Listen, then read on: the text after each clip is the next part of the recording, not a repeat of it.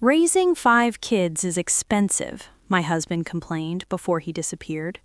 He left me drowning in debt.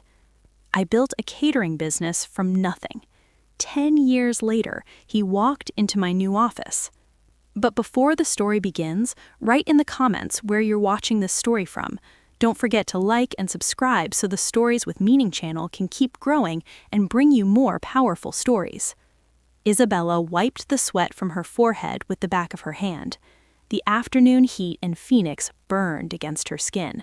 Their tiny 13 by 20-foot rental unit felt like an oven. Her youngest child, Luna, only 1 year old, whimpered in her arms, flushed from the heat. Her 4 other children sat on the dull concrete floor, staring at their mother with hungry eyes. The eldest, Oliver, 10 years old, tried to comfort his siblings while his own stomach growled loudly. Suddenly, the door burst open. Victor, her husband, stormed inside with a tense expression. He threw his work bag onto the floor, nearly hitting the toys of the twins, Adrian and Aaron. "Hey, you're home already?" Isabella said softly, forcing a smile. Victor didn't answer. He walked toward the water dispenser and kicked the empty jug. "There's not even water? What have you been doing all day in this house?" he snapped. Isabella's heart tightened. "I'm sorry, the grocery money you gave yesterday was only enough for rice and—" "Excuses. Always excuses," Victor cut her off. He pulled out his wallet, grabbed a few bills, and threw them onto the table. The money scattered across the surface. "Here, that's enough. I'm sick of this. My salary as a plant supervisor just disappears." Isabella lowered her head, picking up the bills, while trying to hold back her tears. "Victor, this isn't enough. Luna's milk is gone. The twins need their school fees." "Money again? You think earning money is easy?" Victor shouted. Luna burst into loud cries. "Raising 5 kids is expensive, Isabella. I'm sick of it.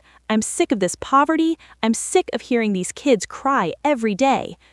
Those words shattered Isabella. She stared at the man who had once promised to protect her forever. "They're your children, too," she whispered. "I never asked for 5 kids," Victor yelled. "You're the one who refused birth control. I can't take this anymore." Victor turned around and grabbed his bag. He opened the crooked wooden wardrobe, yanked out several shirts, and stuffed them violently into the bag. Isabella panicked. Her knees trembled. "Victor, where are you going? Please don't leave us." Victor shoved her aside as she tried to block the doorway. "Move. I'm going to find a new life, a peaceful one without whining and bills." He glared at the children. "Take care of your kids yourself." Then he slammed the door and left. The roar of his motorcycle faded into the distance, leaving a deafening silence behind. Isabella collapsed onto the floor, clutching Luna as the baby cried in fear. Oliver wrapped his arms around his siblings. His eyes held the same terror as his mother's. That night, they slept with empty stomachs and broken hearts. 3 days passed without a word. Victor had vanished as if swallowed by the earth. His phone number was no longer active. Isabella survived on the few bills he had thrown onto the table. It was only enough to buy rice and eggs for 2 days. The real nightmare began on the 4th day. Early that morning, the landlord knocked loudly on the door. "Mr. Isabella," said Mr. Harrison with an uncomfortable expression. "You're 3 months behind on rent. I gave you extra time because Victor promised he'd pay everything this week. If the rent isn't paid today, I'm afraid you and your family will have to leave." Isabella felt her world collapse. 3 months behind? Victor had always said the rent was taken care of. He had been lying. Before she could even process the shock, 2 large men in black jackets arrived. They were looking for Victor. "Your husband has an online loan debt of $1,300, one of them said coldly. "Interest is already accumulating." Isabella shook her head frantically. "I swear I don't know anything about it." The man showed something on his phone. The loan account uses your ID and your photo." Isabella froze. She suddenly remembered. A month ago, Victor had asked her to take a photo holding her ID card. He said it was needed for company health insurance paperwork. He had tricked her completely. Desperate, Isabella went to the factory where Victor used to work, but the receptionist shook her head. "Victor hasn't shown up for a week. He already collected his remaining salary and left." Panicking, Isabella went to the bank to check their joint account. When she saw the balance, her legs nearly gave out. $3.15. Victor had emptied everything. She returned to the suffocating rental room, 5 hungry children, 0 money, and a mountain of debt under her name. Outside, Mr. Harrison stood waiting. Behind him, the 2 debt collectors watched like hawks circling prey. Isabella pulled all 5 children close. This was the lowest point of her life. Mr. Harrison, a middle-aged man who was usually friendly, now looked awkward. "I'm sorry, Mrs. Isabella. It's not that I don't feel bad, but these are the rules. The property owner is furious. The house has to be empty today." The 2 collectors folded their arms. "We don't care about the rent. We care about the $1,300 debt in our system. You signed it. You sent the ID photo. You're responsible." Isabella trembled, holding Luna tighter. Oliver stepped in front of his mother and siblings, trying to protect them with his thin body.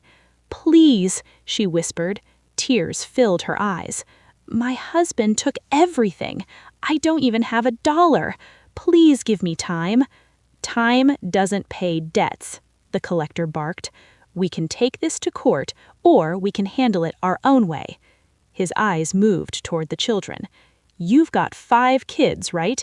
It would be a shame if something happened to them on the street." The threat felt like a slap. Cold anger rose inside her, but fear for her children was stronger. Mr. Harrison quickly intervened. "All right, enough. Don't threaten people in my neighborhood." He turned to Isabella. "Pack your things now. Leave the house first. As for the debt," he glanced at the collectors, "I'll guarantee she won't run away. We'll talk about the solution at my place later." It wasn't help. It was simply a gentler way of being thrown out. Neighbors began gathering, whispering among themselves. Their curious stares pierced Isabella's dignity. She felt stripped bare. Numb, she went inside. There wasn't much to pack, only 2 cardboard boxes and several plastic bags. She folded the children's worn clothes. Oliver helped her pack the last handful of rice and a dented cooking pot. The twins, Adrian and Aaron, cried because they didn't understand what was happening. In less than an hour, the small house was empty. Isabella stood in front of the door carrying Luna. Oliver held the twins' hands. Her 4th child, Natalie, hugged a worn pillow.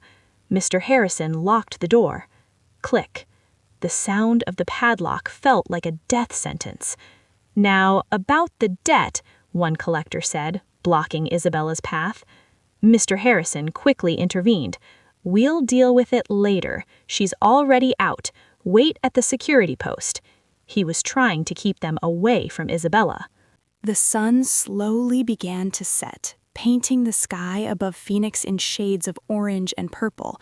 It was beautiful, but to Isabella, it felt painfully cruel. She and her 5 children were officially homeless. They were stranded on the edge of the narrow alley, surrounded by the pitying and mocking stares of neighbors. "Mom, where are we going?" Oliver asked quietly. His voice trembled as he struggled not to cry. Isabella didn't know how to answer. She had no family in Phoenix. Her relatives all lived in San Diego, but she hadn't contacted them since she married Victor.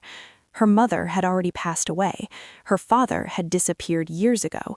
She didn't even have money for a bus ticket, not even enough to buy a simple meal. Night grew darker. Her children's stomachs began to growl. Isabella walked without direction, dragging her tired feet and carrying the few belongings they had left. She only wanted to find a place where her children could lie down. Eventually, they arrived at a small prayer chapel at the end of the neighborhood. Its lights were dim. Isabella hesitated, but Luna had started to develop a fever, and the twins were already falling asleep while walking. Gathering the last bit of courage she had, Isabella led her children onto the chapel's front porch. She spread a piece of cardboard from one of their boxes on the ground. "Sleep here for now, kids," she whispered softly. She helped them lie down and covered them with the only cloth she had brought. Isabella sat beside a pillar, hugging her knees. At last, silent tears rolled down her cheeks. She had failed as a wife, and now she felt she had failed as a mother who couldn't even give her children a bed to sleep in. When her sobbing finally calmed, she reached into the small bag she always carried. She searched for anything valuable, an ID card, something she could pawn. Instead, her fingers touched a small, worn notebook wrapped in faded batik fabric. It was her late mother's recipe journal, given to her on the day she got married. She had never opened it before. Under the dim porch light, Isabella slowly turned the pages. They were filled with her mother's handwriting, recipes for stews, soups, and family spice blends. On the final page, her mother had written a message. "Isabella, life is like a kitchen. No matter how messy it becomes, there is always a recipe to turn it into something delicious. Never surrender to circumstances." The sound of the morning call to prayer woke Isabella from her restless half-sleep. Her body ached everywhere. She hadn't truly slept at all. Her eyes stayed open through the night, guarding her children on the cold chapel porch. The damp morning air of Phoenix pierced through her bones. Little Luna shivered in her arms. "Mom, I'm hungry," Natalie whispered weakly. Isabella's heart twisted in pain. "Yes, sweetheart, just wait until the sun rises," she said softly. She didn't know what promises she could make any more. An elderly man wearing a cap stepped out from inside the chapel. He was the caretaker of the place. His name was Mr. Cole. He looked at Isabella and the children curled up on the porch. "Ma'am, I'm sorry," he said gently. "You can't stay here forever. This is a place of worship. People will start talking." Isabella quickly stood and bowed her head. "I'm sorry, sir. We don't know where else to go." Mr. Cole sighed. He stepped inside a small room beside the chapel and returned carrying 5 small food packages. "There was a community gathering here last night. These are leftovers. Give them to your children." Isabella's hands trembled as she accepted the food packages.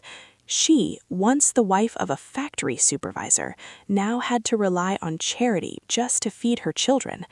Tears dropped onto the food packages. Thank you so much." Mr. Cole suddenly looked uneasy. "There's something else you should know. Yesterday evening, after you left your rental house, 2 large men came into the neighborhood. They were looking for a woman with 5 kids. They even came here asking questions. I told them I hadn't seen anyone." Isabella's heart nearly stopped. The debt collectors, they weren't joking. "You should leave this area immediately," Mr. Cole warned. "They looked dangerous. I'm worried something might happen to your children." Fear washed over Isabella. She quickly woke Oliver and the twins. "Come on, kids, wake up. We'll eat while walking. We need to go now." They ate the food packages as they hurried away, just as the sun began to rise. Isabella had no destination. She only knew she had to go as far away as possible. She carried Luna while Oliver held the twins' hands. Natalie followed behind them, hugging her worn pillow. The only valuable thing in Isabella's bag was her mother's recipe journal. As she walked, she kept thinking about her mother. Her mother had once been a talented cook in San Diego. Before she died, her mother had told her about an old friend who lived in Phoenix, a tough woman who was also an incredible cook. Her name was Mrs. Valeria. They had once built a small catering business together before Isabella was born. "If you ever go to Phoenix and need help," her mother had said, "find Valeria at Pine Street Market. She sells homemade plates there. Tell her you're my daughter." For years, Isabella had forgotten those words. But now, It was her only hope. She asked people along the road for directions. Pine Street Market was still about 4 miles away. She had no money for a taxi or bus, so Isabella walked from the outskirts of the city, along crowded sidewalks, ignoring the strange stares of passers-by. Whenever the children complained of exhaustion, Isabella whispered, "Just a little longer, kids. We're almost at a place with delicious food." 3 hours later, they finally arrived at Pine Street Market. Isabella's feet were blistered and bleeding. Her children were exhausted and dehydrated. The market was loud and chaotic. The smell of fish, spices, and sweat mixed in the heavy air. Isabella asked a few vendors about a woman named Valeria who sold homemade plates. Finally, a parking attendant pointed towards a small stall hidden in the corner. "Oh, you mean Valeria's legendary food stall? Right over there." Isabella approached with a pounding heart. Behind the stall stood a sturdy woman about her age with a stern face, but quick hands serving customers efficiently. "Mrs. Valeria?" Isabella called softly. The woman turned. "Yes? Who are you looking for?" "My name is Isabella. I'm Rose's daughter from San Diego." Valeria froze. She looked Isabella up and down. A worn-out woman. 5 hungry children. There was no warmth in her expression. "Rosa died years ago," Valeria said flatly. "You're her daughter? What do you want from me? To borrow money? I don't have any." The words cut deep. Isabella swallowed hard, forcing down the last pieces of her pride. She shook her head. "No, I'm not asking for money." She reached into her bag and pulled out the worn recipe journal. "I just want to work. I'll wash dishes, peel onions, clean floors." She held the notebook out. "My mother said you would recognize these recipes." Valeria took the notebook slowly. Her hands trembled as she turned the pages. Then she stopped at one page. Her eyes widened. This is the missing chicken marinade recipe," she whispered to herself. She looked up at Isabella again. This time her expression had changed. "Your mother was a good woman, and the greatest cook I've ever known."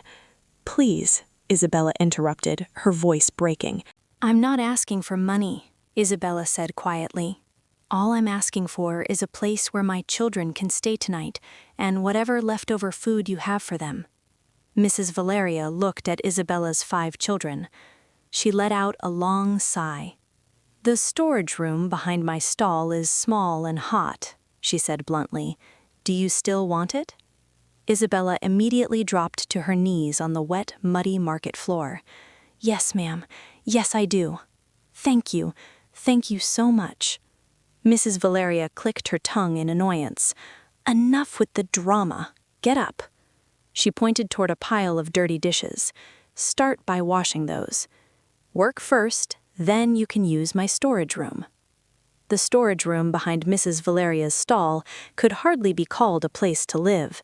It was a cramped 10 by 10-foot room, windowless and suffocatingly hot. The walls were damp.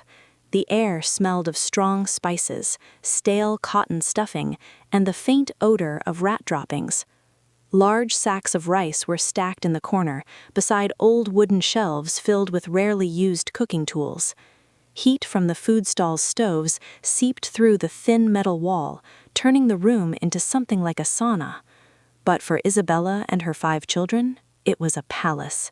It was a roof, a place safe from debt collectors and judging stares.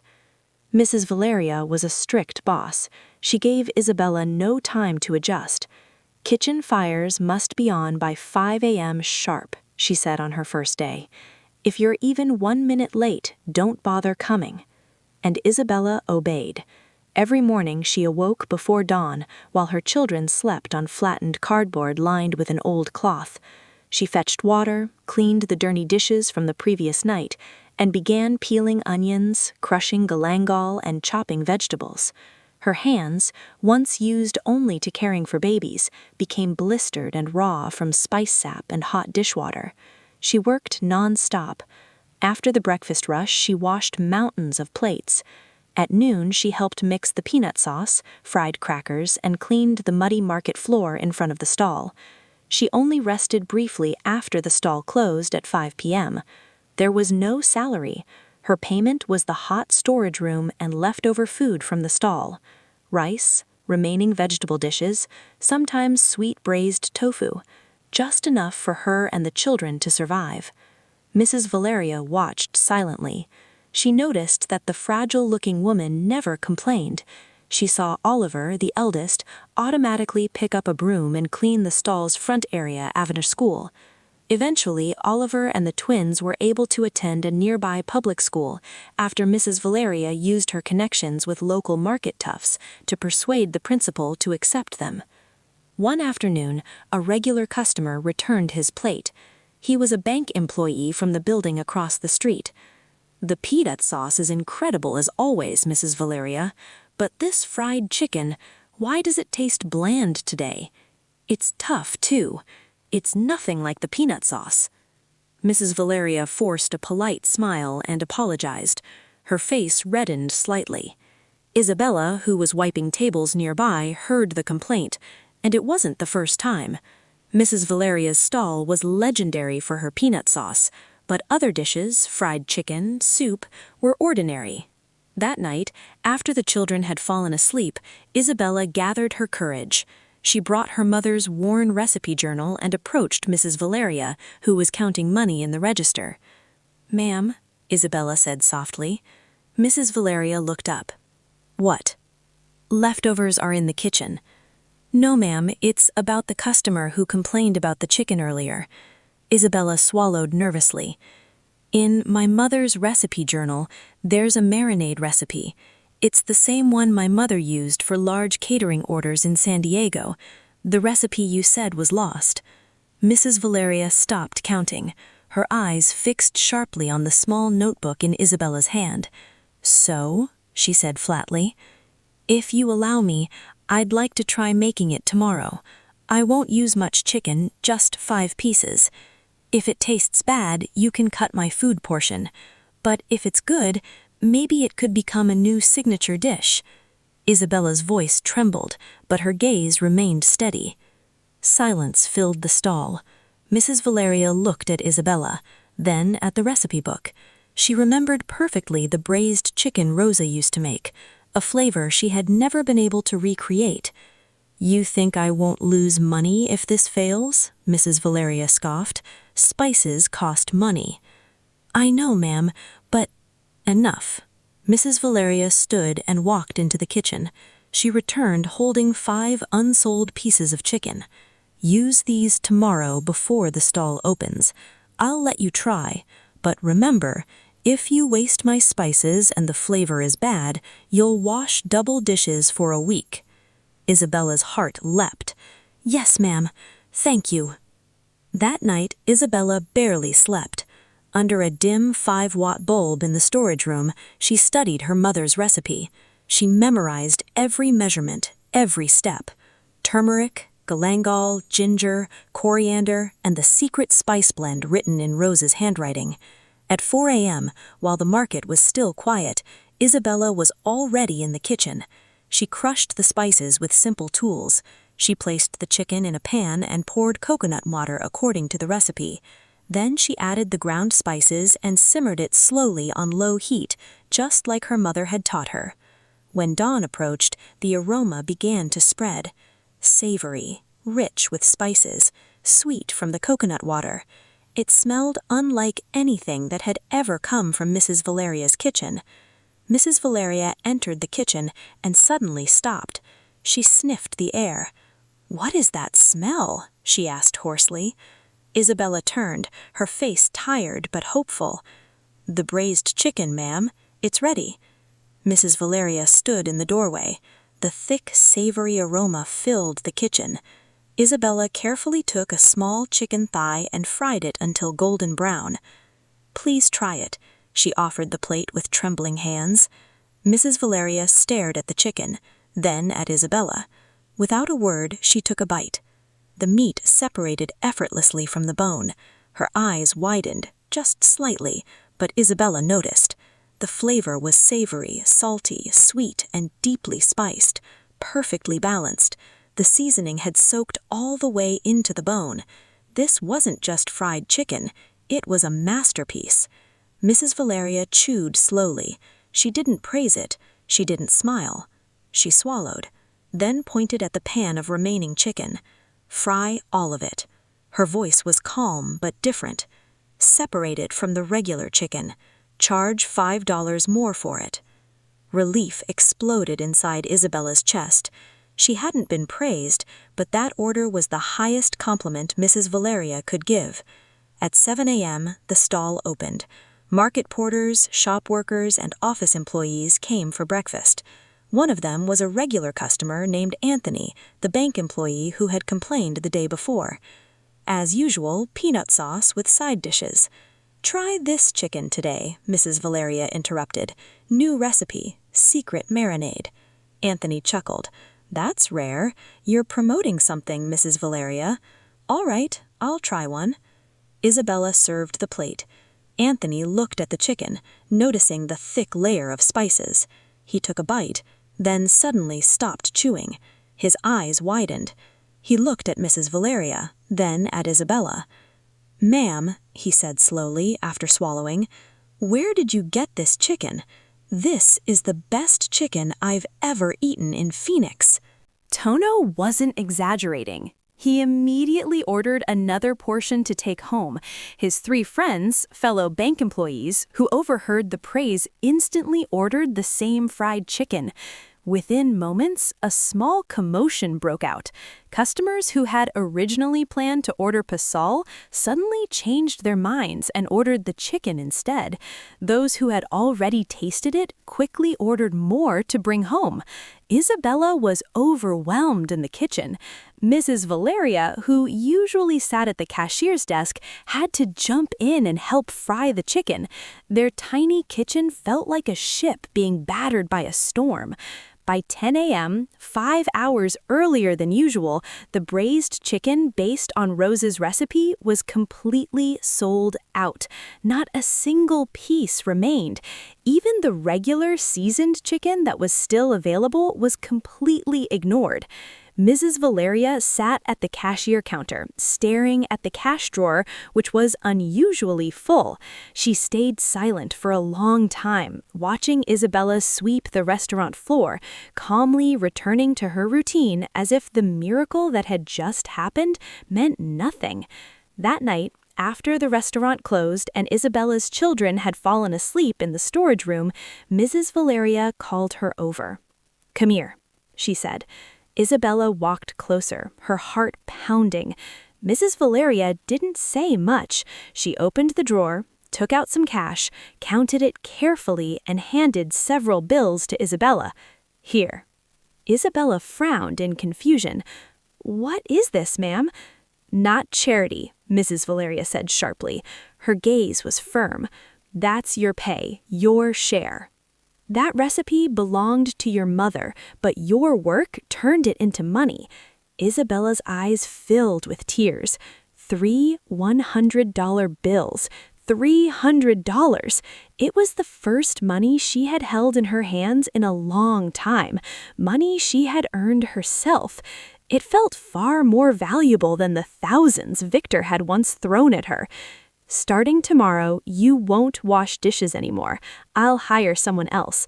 You'll manage the kitchen, handle the chicken seasoning." Then she pointed at Rose's worn recipe notebook in Isabella's hands. "And look through that book, see what else is in there. Tomorrow, we double production." Isabella had just opened her mouth to say thank you when a shiny black sedan pulled up in front of their half-closed restaurant. A woman wearing an elegant batik uniform stepped out of the car. She looked like a senior manager from a large company. She hesitated as she looked at the humble restaurant. "Excuse me, is this Mrs. Valeria's Pasal restaurant?" "Yes, that's right," Mrs. Valeria replied, "but we're about to close. This afternoon, I received a fried chicken lunchbox from one of my staff, Mr. Tono from across the river. It was extraordinary. My name is Lestari. I'm a manager at the Phoenix City Hall office. We have a year-end budget meeting in 2 days, and I need lunch catering." Can you prepare 500 fried chicken lunchboxes with that recipe? Isabella and Mrs. Valeria froze. 500 boxes. Their tiny kitchen couldn't even properly handle 50. 500. The number echoed inside the narrow restaurant. Mrs. Valeria, usually tough and calculating, looked pale. 500? She repeated, her voice tight. Mrs. Lestari, are you sure? This is a small restaurant, not a big catering company. My kitchen is tiny. I only have 2 frying pans. Mrs. Lestari smiled slightly. I know, but flavor doesn't lie. I'm not looking for something fancy. I'm looking for something authentic, something memorable for our guests from Washington. This project is important. Her eyes moved towards Isabella, who stood frozen behind Mrs. Valeria. I trust the taste. As for the logistics, I'll leave that to you. 2 days, 10 a.m. It must arrive at my office. What do you say? Mrs. Valeria was about to refuse. It was impossible. The logistics alone were a nightmare. Where would the capital come from? But before she could speak, Isabella stepped forward.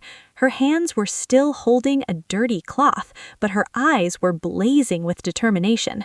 We can do it, ma'am. Mrs. Valeria and Mrs. Lestari both turned towards her. Isabella, Mrs. Valeria hissed nervously, but Isabella stood firm. We can do it. With one condition. We need half the payment up front tonight for raw ingredients. Mrs. Lestari raised her eyebrows, impressed. She hadn't expected this timid-looking woman to be the one making the decision, but she saw the seriousness in Isabella's eyes. Logical, she said. She pulled a checkbook from her bag. I don't carry that much cash, but you can cash this check at the bank across the street tomorrow morning. She wrote the amount, tore the check out, and handed it to Mrs. Valeria. I trust you. Don't disappoint me. 2 days, 10 a.m. The black sedan drove away, leaving Mrs. Valeria staring at the check in her trembling hands. She turned to Isabella. You're crazy. You think this is a game? This is City Hall. If we fail, it's not just embarrassing. We could get sued. My restaurant could be shut down. We won't fail, Isabella said calmly. I have a plan. That night, Pine Street Market witnessed the beginning of what felt like a military operation. With Rose's recipe book in her hands, Isabella became the commander. Ma'am, I need you to use every connection you have in the market. I need 100 high-quality chickens and every spice listed in this book. I've written down the exact measurements. They must arrive before midnight. Tell the suppliers we'll pay cash tomorrow after the check clears. Mrs. Valeria looked at Isabella with a new sense of awe. She nodded stiffly and rushed to meet the poultry vendors and spice sellers. Meanwhile, Isabella ran to the storage room. Oliver, her oldest son, woke up immediately. Mom needs your help. Watch your siblings. Don't let them leave this room no matter what. Then Isabella gathered 3 dishwashers from neighboring food stalls that had just closed.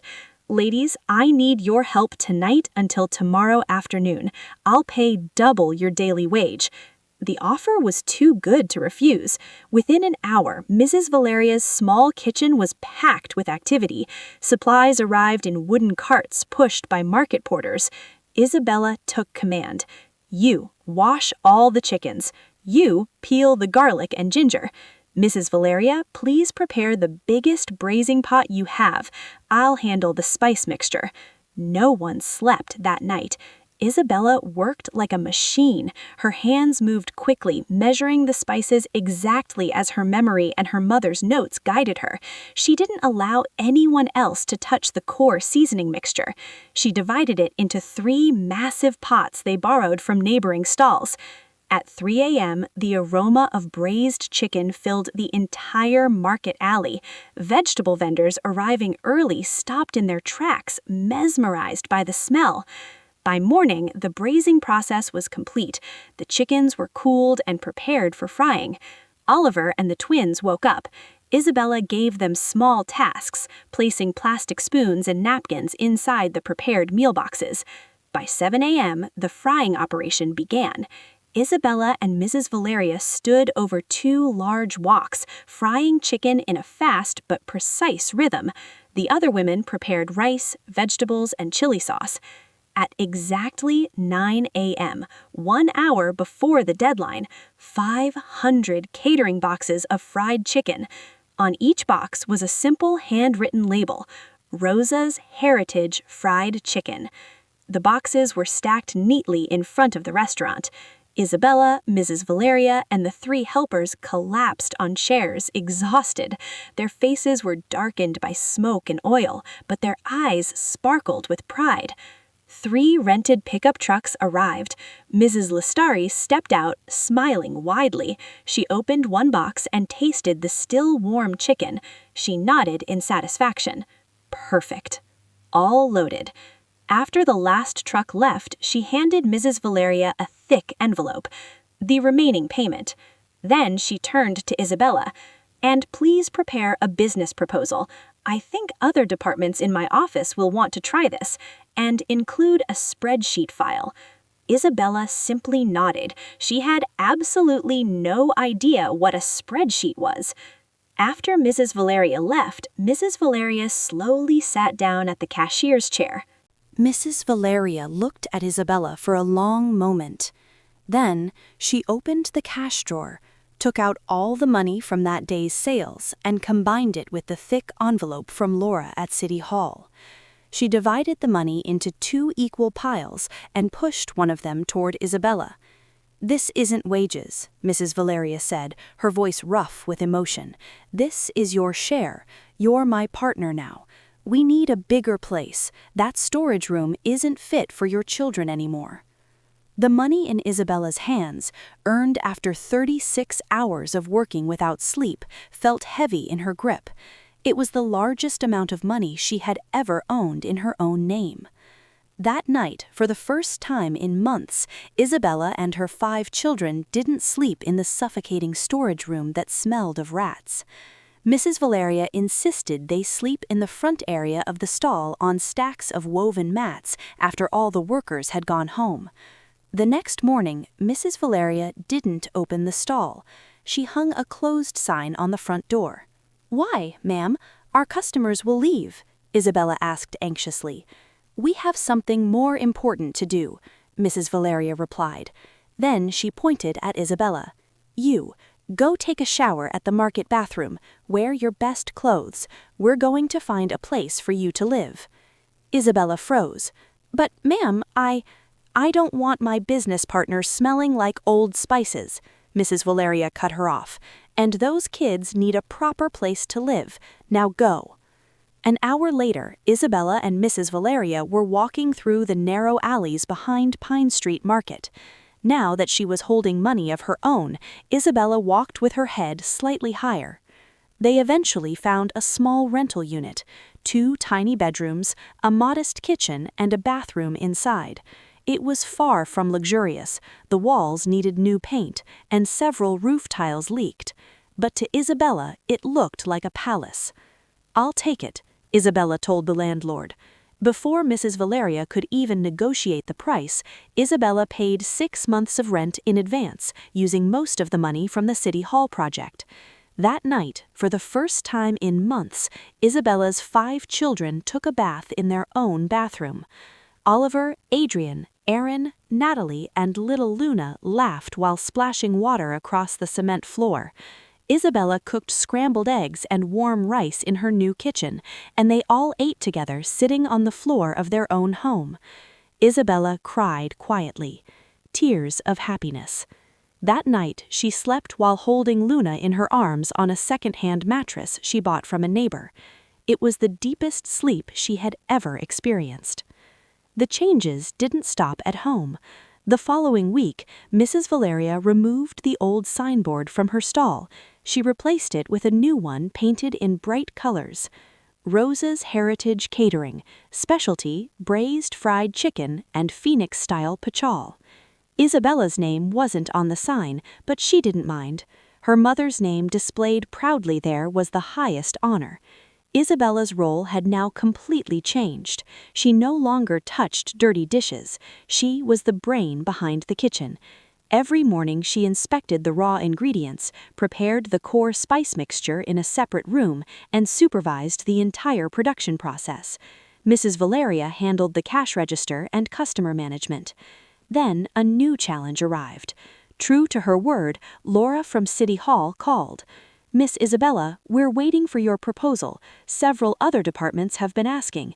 Please prepare a full menu list with prices. Send it as a spreadsheet file to my email." The call ended. Isabella panicked. Proposal, spreadsheet, email. Those words sounded like alien language. She was a cook, not an office professional. She didn't even know how to turn on a computer. She went to see Mrs. Valeria, her face pale. "Ma'am, I can't do this. I didn't go to higher school. I don't know what a spreadsheet is." Mrs. Valeria, who was equally confused, sighed. "We've come this far, Isabella. Don't stop just because of a piece of paper. We'll find a way." That night, Isabella sat in her small rented house staring at Rosa's recipe notebook. Her eyes drifted toward Oliver, her eldest son, who was diligently doing his math homework in a thin notebook. Suddenly, an idea appeared. "Oliver," Isabella called. "Yes, Mom?" "Do you learn computers at school?" Oliver nodded. "Yes, once a week we have computer class." "Do you know how to make a price list on a computer?" Oliver frowned thoughtfully. "Like at an internet cafe? Using Microsoft Word or Excel? I can make tables." Isabella's heart began to race. Excel. Maybe that was what Laura meant by spreadsheet. "Tomorrow, after school, come with me to the internet cafe. I'll pay." The next afternoon, a strange scene unfolded at Advanced Giant Internet Cafe. Isabella sat beside Oliver with Rosa's recipe notebook in her hands, dictating menu names. Original braised chicken, Galangang fried chicken, old-style chicken souk, full pachal set. Oliver's small fingers typed quickly, placing the names neatly into boxes on the computer screen and creating a simple spreadsheet file. He even created a new email account for their business. With the help of Oliver and the cafe operator, Isabella finally sent the file. Her heart pounded wildly. 2 days later, a reply arrived, not just from Laura, but from 3 other departments at City Hall. Orders began coming in. 50 boxes for daily meetings, 100 boxes for outreach programs, 200 boxes for a company prayer gathering. Their kitchen now produced food every day, not just occasionally. Money began flowing faster. Isabella could finally start saving. She even bought the twins new school shoes. One afternoon, while they were counting inventory, Mrs. Valeria tapped Isabella's shoulder. "Isabella," she said seriously, "I just got a call from the governor's office." Isabella froze. "They want to order 2,000 boxes for a Thanksgiving celebration next week." Isabella stared at her. "How many?" 2,000, Mrs. Valeria repeated. Our kitchen won't fit," Isabella whispered. "We'll have to move, Isabella. Move somewhere much bigger." 2,000 boxes. The number made Isabella dizzy.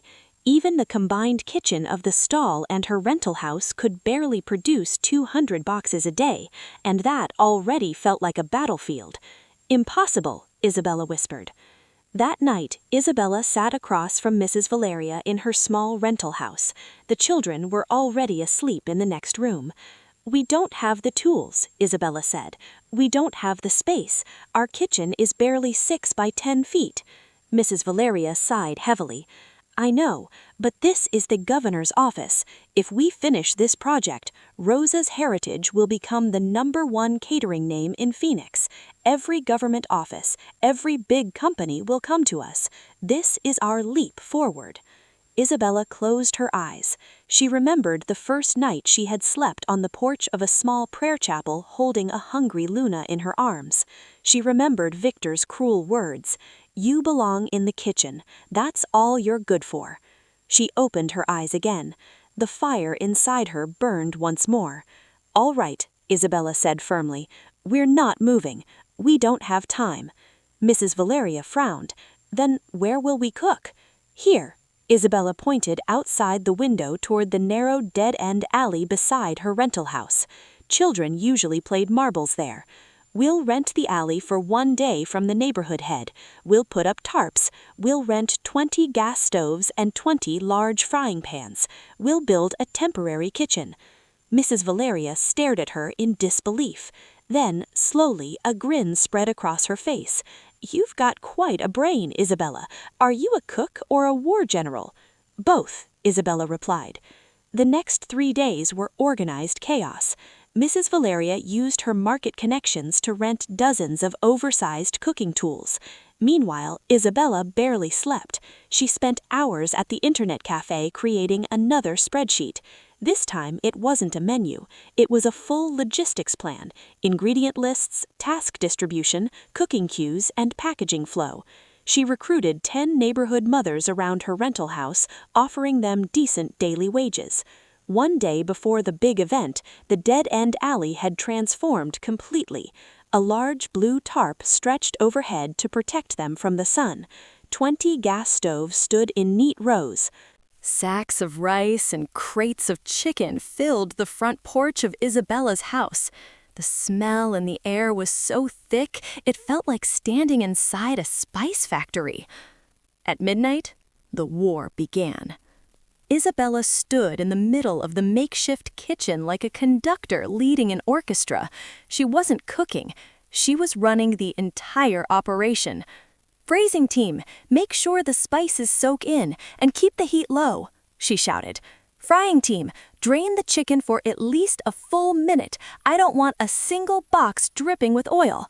Oliver," she called to her eldest son, who was in charge of the packing table alongside the twins, "make sure the labels are perfectly straight.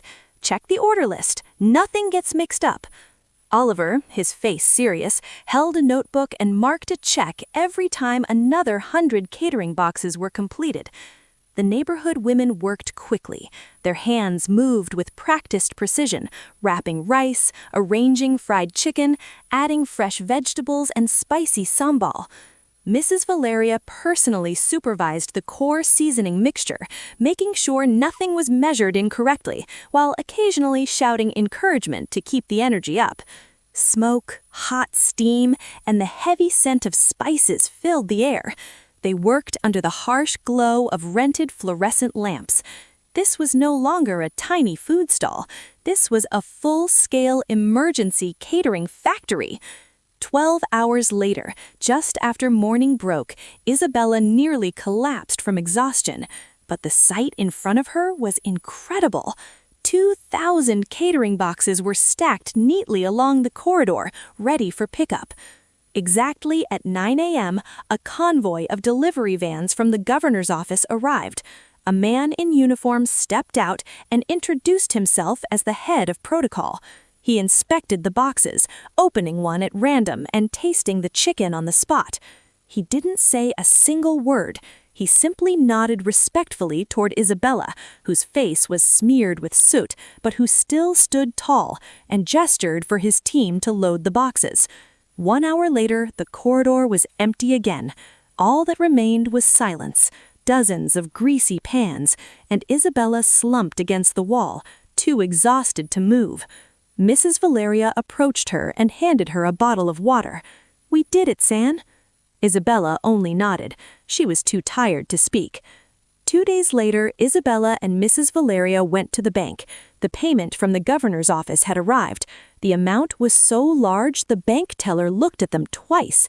It was the biggest net profit they had ever seen. As they walked out of the bank, Mrs. Valeria suddenly stopped across the street, staring at a building. "Look at that, San." Isabella followed her gaze. A 2-story shop house stood there, old, faded, and slightly worn, with a large for sale sign hanging in front. "That's our next place," Mrs. Valeria said. "A permanent kitchen on the first floor." She patted Isabella's shoulder. "And an office upstairs, with proper desks, computers." She smiled.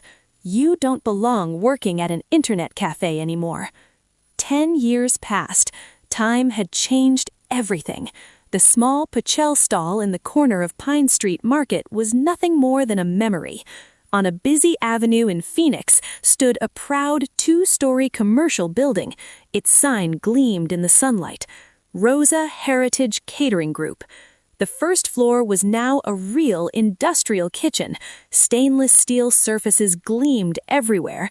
Dozens of employees in bright orange uniforms, the company's signature color, moved quickly through a workflow system designed by Isabella herself. There was a seasoning division, a cutting division, a cooking division, and a packaging division. Above the kitchen doors, a large monitor displayed real-time orders pulled directly from a centralized spreadsheet. The second floor housed the management offices. This was where Isabella, now widely known as Mrs. Isabella, worked. She sat behind a solid wooden desk, staring at her computer screen. The fingers that once blistered from peeling onions now moved effortlessly across the keyboard, analyzing the company's financial spreadsheets. At nearly 40 years old, the exhaustion that once marked her face had been replaced by quiet authority. She no longer wore torn house dresses. Instead, she wore elegant silk blouses. The cramped storage room of the past had been replaced by a spacious, air-conditioned office with large windows overlooking the busy street. Mrs. Valeria, now comfortably prosperous, and Isabella's true business partner, managed the company's finances and human resources. Together, they had become a formidable duo in Phoenix's catering industry, respected and feared. Her children were the greatest proof of her success. Oliver, her eldest son, the boy who once looked thin and frightened, was now 20 years old. He had grown into a tall, confident young man, a business management student at one of the best universities in the city. That afternoon, he stood in his mother's office presenting a new proposal. "So, Mom," he pointed to the screen of his laptop, "if we implement this digital inventory system, we can cut seasoning costs by up to 15% per quarter. I've already compiled the data." Isabella nodded proudly. "Good work, son. Let's implement it. Coordinate with Mrs. Valeria and the head chef." The twins, Adrian and Aaron, were now high school students, star basketball players at their school. Natalie, her fourth child, had grown into a beautiful young girl who inherited her mother's artistic talent. And Luna, the youngest, the baby Isabella once carried in her arms when she was thrown out of her home, was now 11 years old, bright, cheerful, and completely unfamiliar with the feeling of hunger. They all lived in a comfortable house and an elite residential neighborhood, far from narrow alleys and the smell of crowded markets. Isabella had won everything: her life, her dignity, and the future of her children. Just as Oliver closed his laptop, the intercom on Isabella's desk buzzed. "Excuse me, Mrs. Isabella?" It was Rena, the receptionist from the lobby. Her voice sounded hesitant. "There's a man downstairs. He looks a little disheveled. He insists on meeting you. He says it's personal." Isabella froze. "I have a meeting soon. Ask him to make an appointment." "I already tried, ma'am, but he refused. He said, just tell Isabella that it's her husband. What should I do?" Isabella froze. Oliver turned toward her mother, his eyes sharp. The room suddenly felt colder. 10 years. 10 years Isabella had erased that name from her memory. "Mom," Oliver called softly when he saw the color drain from her face. Isabella took a slow breath. "Rena," she said calmly, her voice turned cold and steady again. "Tell him to wait. I'll come down." "Yes, ma'am." "Mom, don't," Oliver said quickly, standing up. "Let me throw him out. He has no right to be here." Isabella placed her hand gently on Oliver's arm. "No, sweetheart. This is something your mother needs to face. 10 years ago, I was weak. Today, I'm not." She straightened her blouse. Isabella walked out of her office, down the clean corridor, and descended the polished marble staircase to the lobby. A man sat on one of the expensive leather sofas, but man was too strong a word. What sat there was a fragile shadow. His clothes were shabby, a faded shirt and ripped jeans. His hair was thinning and messy. His face looked dull and gaunt, covered with wrinkles that made him seem far older than his years. A faint smell of sweat and cheap alcohol lingered around him. He stared down the glossy tiled floor. "Excuse me," Isabella said coldly. "Are you looking for me?" The voice made him jolt. The man looked up wildly, searching for the source. Then his eyes locked on Isabella. His expression shifted from confusion to shock to absolute disbelief. He looked her up and down, at the elegant woman standing tall before him, at the luxurious lobby surrounding them. This isn't possible, Isabella." His voice was hoarse, barely audible. "Victor," Isabella replied. Her voice didn't tremble. She didn't call him dear anymore. Victor swallowed hard. A bitter taste rose in his throat. The woman standing before him was Isabella. And yet, she wasn't the Isabella he once knew. The face was the same, but the aura, the clothes, and the look in her eyes belonged to a stranger, a powerful woman who looked at him as if he were nothing more than dust on the polished marble floor. "Is all of this yours?" Victor asked, his voice trembling. He gestured around the busy lobby where employees in orange uniforms nodded respectfully whenever they passed Isabella.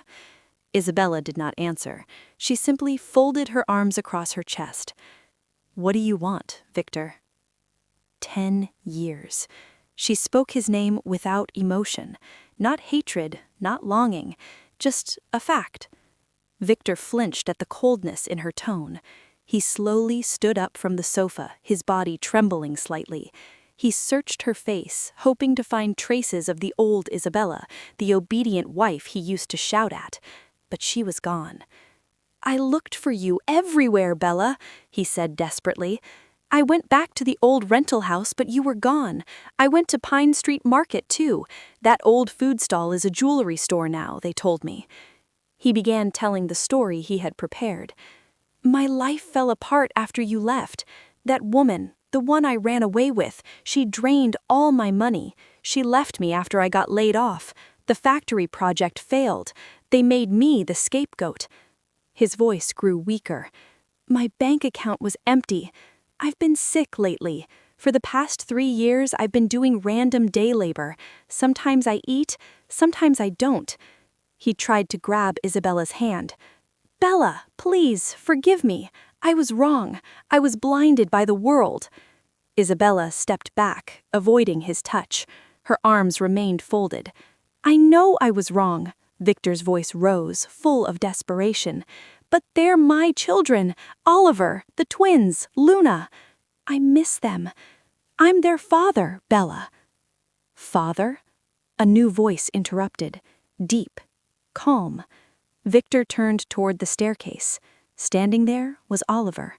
The young man, tall, nearly 6 feet, looked down at him with the exact same eyes as Isabella, cold, sharp, fearless. Oliver walked down the stairs and stopped beside his mother like a protective wall. Victor's face changed again. He remembered Oliver as the skinny boy who used to cry in the corner. "Oliver, son, is that you?" Victor reached out his hand. Oliver didn't move. "You have the wrong person," Oliver said calmly. "My father died 10 years ago. That night, he abandoned my mother and her 4 children with debt and empty stomachs." "Son, don't say that. I am your father," Victor shouted desperately. Oliver laughed, but it was a bitter laugh. What kind of father throws money on the floor and calls his 5 children a burden? What kind of father forces their mother to sleep on the porch of a small prayer chapel? What kind of father runs away while debt collectors threaten their children? Every word was a blade. Isabella closed her eyes briefly. The painful memories returned, but they didn't hurt anymore. They were just history now. "I remember everything," Oliver continued. His voice trembled with restrained anger. "I remember the smell of that suffocating storage room in the market. I remember my mother working 20 hours a day. Her hands were blistered just so we could eat a bowl of rice. Meanwhile, you were enjoying your life with your manager." Victor staggered backward. He had no answer.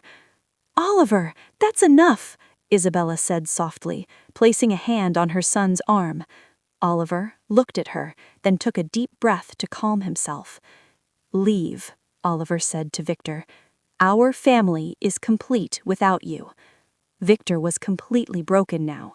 He had expected rejection from Isabella, but rejection from his eldest son shattered him. He looked back at Isabella. Tears ran down his dirty face.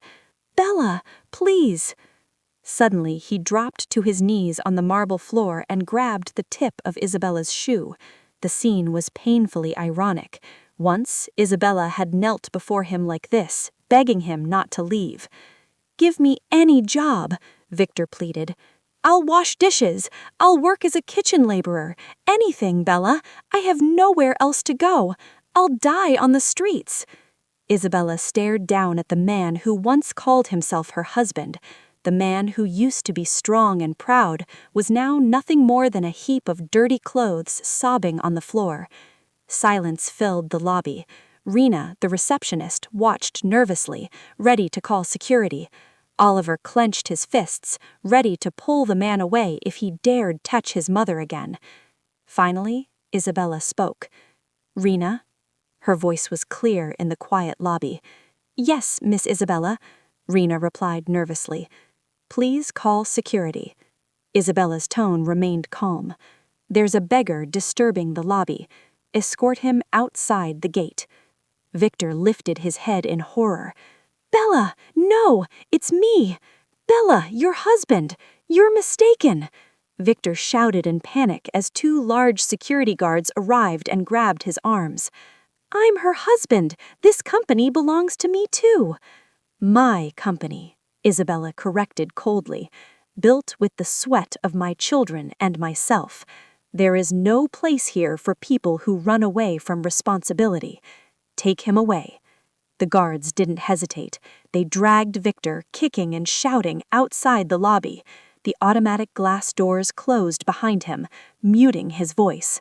He was thrown onto the sidewalk beneath the shining sign, Rosa Heritage Catering Group. Inside, Isabella looked at her reflection in the glass door. She felt nothing. No hatred, no pity, only emptiness. It was over. Oliver placed a hand on his mother's shoulder. Mom, are you okay? Isabella turned toward her son and smiled, her first genuine smile that day. She adjusted the collar of Oliver's shirt. I'm fine, sweetheart, she said softly. Thank you. She glanced at her watch. Come on, we're late. Mrs. Valeria is waiting in the meeting room. We still need to discuss the sales targets for the catering project in New York. Isabella walked back toward the marble staircase, leaving her dirty past outside the door and stepping forward confidently towards a brilliant future.